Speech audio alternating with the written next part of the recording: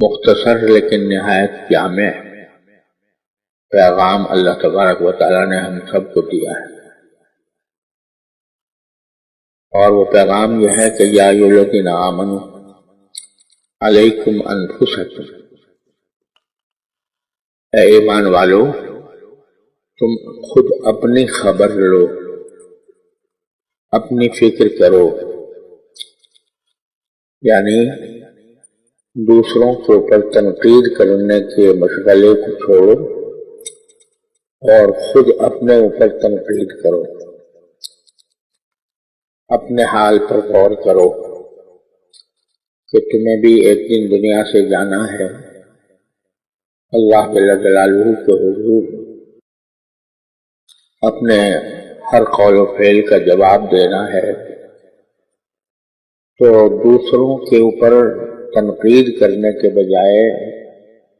اپنی فکر کرو کہ آخرت میں میرا کیا انجام ہوگا۔ اپنے حالات کا جائزہ لو اور حالات کا جائزہ لے کر دیکھو کہ کہاں تم سے کوتاہی ہو رہی ہے، کہاں تم سے غلطی ہو رہی ہے، کہاں تم نبی کریم صلی اللہ علیہ وسلم کی تعلیمات کے خلاف کوئی کام کر رہے ہو، اس کو غور کر کے اس کمی کو یا اس کمزوری کو دور کرو، کیونکہ دوسرے لوگ اگر کسی غلط راستے پر ہیں تو وہ تمہیں کوئی نقصان نہیں پہنچا سکیں گے، لا یضرکم من ضل اذا اہتدیت۔ تو اسی سے میں یہ عرض کرتا رہا ہوں کہ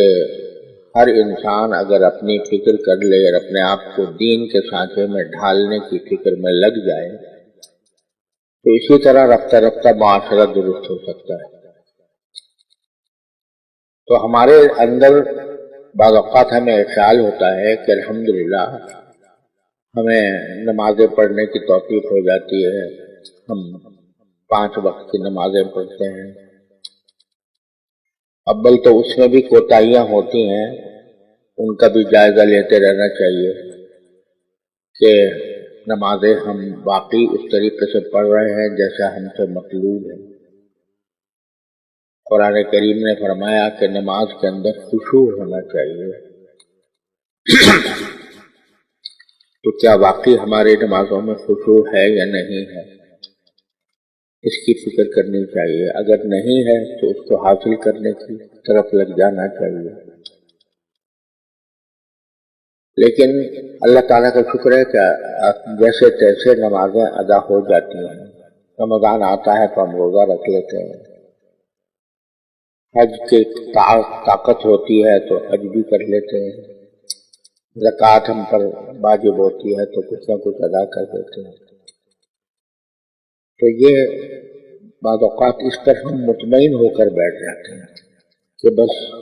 ہم نے جو فرائض ہیں پورے وہ کر لیے، اب اس کے بعد ہماری کوئی ذمہ داری نہیں ہے۔ لیکن جیسا میں نے ابھی عرض کیا کہ باوجود ان تمام باتوں کے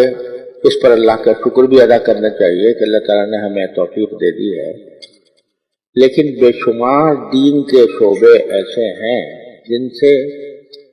بے پرواہی عام ہو گئی اور اس کی وجہ سے معاشرے میں فساد پیدا ہو رہا ہے۔ آج میں اس میں سے ایک پہلو کا میں ذکر کرتا ہوں پہلے کہ باوجود اس کے کہ لوگ نمازیں پڑھتے ہیں، روزے رکھتے ہیں، سبھی کچھ کرتے ہیں، لیکن ان کا یہ عمل